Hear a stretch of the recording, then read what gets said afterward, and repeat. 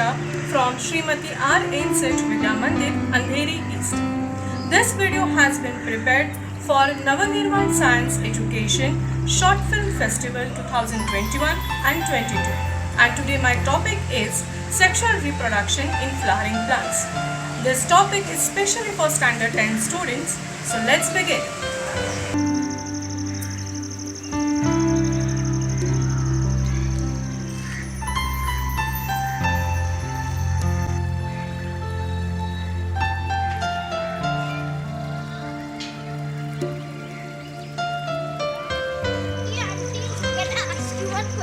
Yes, Swanan, what happened? I can't understand how does the plants reproduce. Oh, is it? I can't understand how does the plants reproduce with the help of this flower or with the help of this seed. Can you just explain me? Sure, Swanan, but for that you need to come along with me. Are you ready? Yes. Okay. Basically, when we sow the seeds into the soil, that time we see that the plant starts growing. Okay? So Swanan, for that matter, you should know the basic structure of the flower. So this is a model of the hibiscus flower which you can see. Let's see the parts of the flower. So here what we can see, the green color structure is nothing but the stalk of the flower. This leaf-like part what you can see is called as the calyx. Singular, it is sepal. When flower is in the bud condition, that time this calyx protects the inner wall of the flower. This reddish color part what you can see is nothing but the corolla. This corolla attracts the insect during pollination period. Inside if you will go, you will find that the middle structure is a female reproductive part, that is nothing but gynoecium. And here it is a male reproductive part, that is nothing but androecium. So here we are going to study about the sexual reproduction in flower. So in case of sexual reproduction, it's very important that the female reproductive part and male reproductive part should be present. Okay, now this female and male reproductive part can be in the same flower, or it may happen that either it is only the male reproductive part is present in one single flower, or only the female reproductive part is present in one single flower. So let's begin. Your main question is how the seeds are formed. So child, look over here. When I am saying this is a male reproductive part, if you will see carefully, over here there is a lobe, is nothing but anther. What is it? Anther.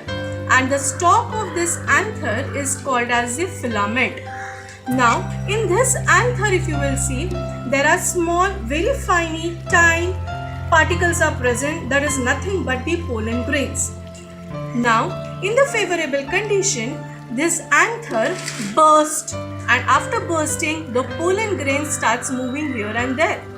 And this pollen grains, when it sticks over here, this is the female reproductive part. This female reproductive part is made up of stigma, style and ovary. Okay, again I am saying stigma, style and ovary. So when this pollen grain sticks over here on the stigma in the favorable condition, what happens? The pollen grain sticks over here on the stigma becomes very sticky during pollination period. And that's the reason, like glue, and that's the reason the pollen grains can stick over here on the stigma. So at a time you can see, Swanan, there are only 2 pollen grains are going inside. So to move down and to fuse over here with the female gamete, there should be tube which need to be formed. And here a straw-like structure which is being formed, that is called as the pollen tube during pollination period. So as soon as this pollen tube is being formed, this stigma, this pollen grains goes inside the tube, and slowly it moves down like a slide, and then it fuses over here with the ovary.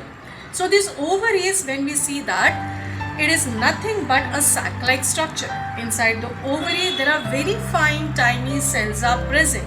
Out of that, this male gamete, that is nothing but the pollen grain, it fuses with the female gamete, that is nothing but the ovum, and the zygote is formed.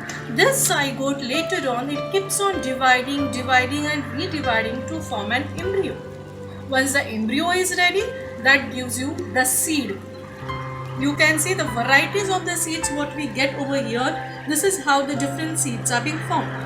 Now these seeds, when it is ready to germinate, that time the other part of the flower starts shedding down. They dry out and they fall down, and only the seed is present, and to protect that seed, around that the fruit is being formed.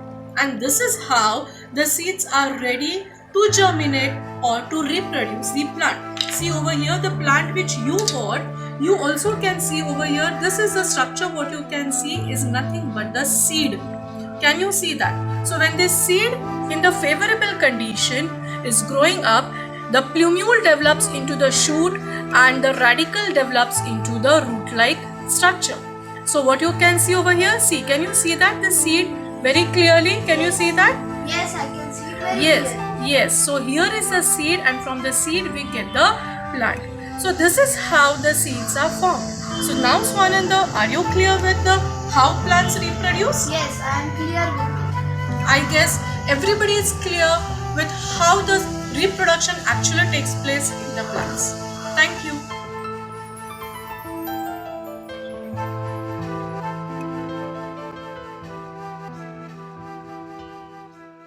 Thank you.